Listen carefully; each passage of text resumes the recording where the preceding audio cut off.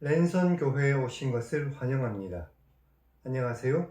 슬기로운 신앙생활, 매일 하나님과 친밀한 교제를 나누는 묵상, 메밀묵 한정민 목사입니다.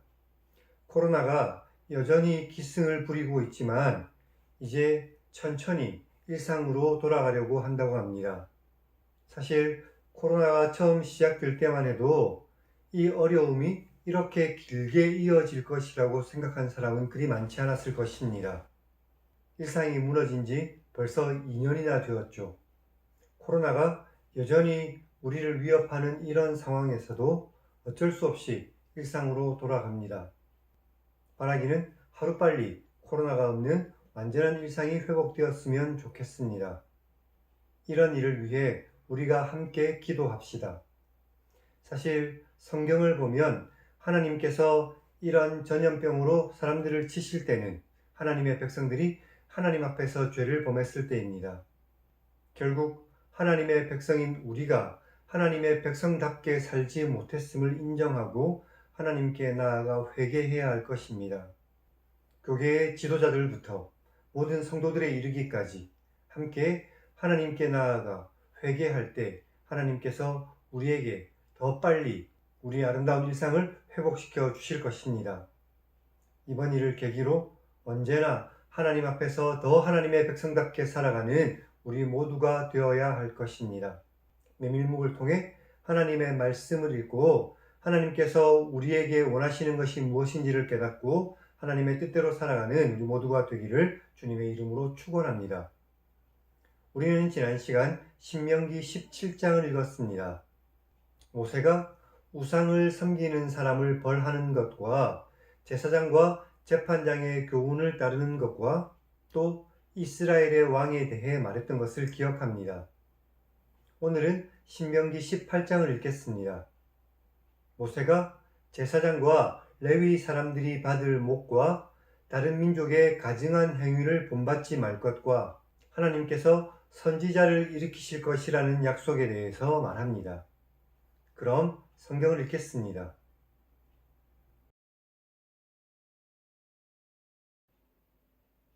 레위 사람 제사장과 레위의 온 지파는 이스라엘 중에 분깃도 없고 기업도 없을 것이니 그들은 여호와의 화제물과 그 기업을 먹을 것이다.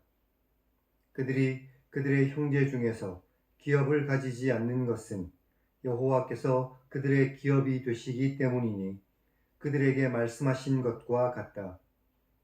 제사장이 백성에게서 받을 몫은 이러하니 곧 그 드리는 제물의 소나 양의 앞다리와 두 볼과 위다. 이것을 제사장에게 줄 것이고 또 내가 처음 거둔 곡식과 포도주와 기름과 내가 처음 깎은 양털을 내가 그에게 줄 것이니 이것은 내 하나님 여호와께서 내 모든 지파 중에서 그를 택하시고 그와 그의 자손에게 항상 여호와의 이름으로 서서 섬기게 하셨기 때문이다. 이스라엘 온 땅 어떤 성읍에 거주하는 레위인에게 간절한 소원이 있어 그가 사는 곳을 떠나더라도 여호와께서 택하신 곳에 이르면 여호와 앞에 선 그의 모든 형제 레위인과 같이 그의 하나님 여호와의 이름으로 섬길 수 있으니 그 사람의 몫은 그들과 같을 것이고 그가 조상의 것을 판 것은 별도의 소유가 될 것이다. 내 하나님 여호와께서 내게 주시는 땅에 들어가면 너는 그 민족들의 가증한 행위를 본받지 말 것이니 그의 아들이나 딸을 불 가운데로 지나게 하는 자나 점쟁이나 길흉을 말하는 자나 요술하는 자나 무당이나 주문을 외는 사람이나 귀신과 접하는 자나 박수나 혼을 부르는 자를 너희 가운데에 용납하지 말라. 이런 일을 행하는 모든 자를 여호와께서 가증히 여기시니 이런 가증한 일로 말미암아 내 하나님 여호와께서 그들을 내 앞에서 쫓아내시는 것이다. 너는 내 하나님 여호와 앞에서 완전하라. 내가 쫓아낼 이 민족들은 길흉을 말하는 자나 점쟁이의 말을 듣지만 내 하나님 여호와께서 내가 이런 일을 하는 것을 용납하지 않으신다. 내 하나님 여호와께서 내 형제 중에서 너를 위하여 나와 같은 선지자 하나를 일으키실 것이니 너희는 그의 말을 들어라.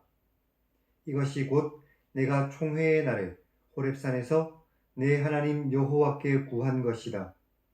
곧 내가 말하기를 내가 다시는 내 하나님 여호와의 음성을 듣지 않게 하시고 다시는 이 큰 불을 보지 않게 하소서. 내가 죽을까 두렵습니다 했기에 여호와께서 내게 말씀하셨다. 그들의 말이 옳다.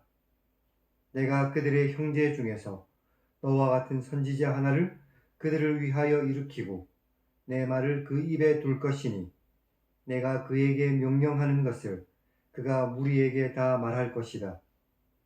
누구든지 내 이름으로 전하는 내 말을 듣지 않는 자는 내게 벌을 받을 것이고 만일 어떤 선지자가 내가 전하라고 명령하지 않은 말을 제 마음대로 내 이름으로 전하거나 다른 신들의 이름으로 말하면 그 선지자는 죽임을 당할 것이다 하셨다. 내가 마음속으로 말하기를 그 말이 여호와께서 주신 말씀인지 우리가 어떻게 알겠는가 할 것이다.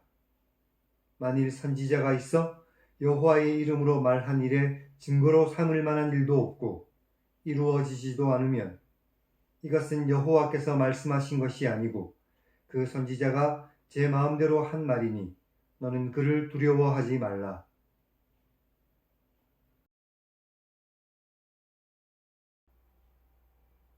오늘은 여기까지 읽었습니다. 제사장과 레위 사람들이 받을 몫에 대해서는 여러 번 나누었습니다. 그들은 따로 기업을 받지 못했기 때문에 이스라엘 사람들 전체가 그들을 부양해야 했죠. 6절부터는 자신의 거주지를 떠난 레위 사람의 몫에 대해서 말하고 있습니다. 그가 하나님께서 택하실 곳에 이르면 다른 레위 사람들처럼 하나님을 섬기는 일을 할 수 있을 것입니다. 9절부터는 다른 민족의 가증한 행위를 본받지 말라고 교훈합니다. 인신제사나 주술이나 마술이나 또 무당을 통해서 어떤 계시를 받으려고 하는 시도는 가나안 땅에 있었던 여러 민족들이 늘 해오던 것이었습니다. 이것은 하나님 앞에서 가증한 행위였죠. 하나님의 뜻을 묻지 않고 세상이 만들어낸 헛된 우상에게 나아가 그들에게 묻는 것은 얼마나 어리석은 일인지요. 그래서 하나님께서는 선지자를 세워서 하나님의 뜻을 이스라엘 백성들에게 전하겠다고 약속하십니다. 모세가 나와 같은 선지자 하나를 세우실 것이라고 말하고 있죠.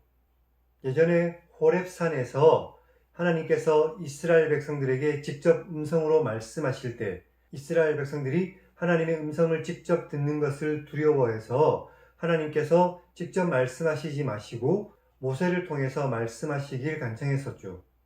그래서 하나님께서는 그들의 말이 옳다고 여기시고 모세를 통해서 말씀을 하셨습니다.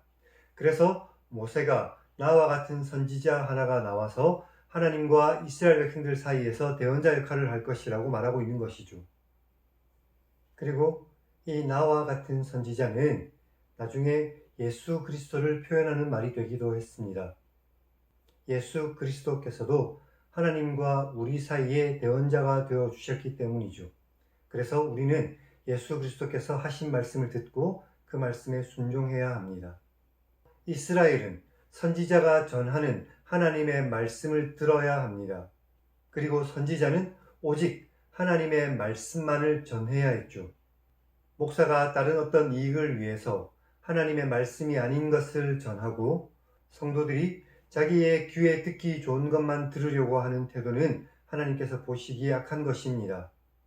혹시 하나님의 말씀이 나의 생각과 다르다고 해도 그 말씀을 그대로 듣고 순종하는 우리 모두가 되어야 할 것입니다.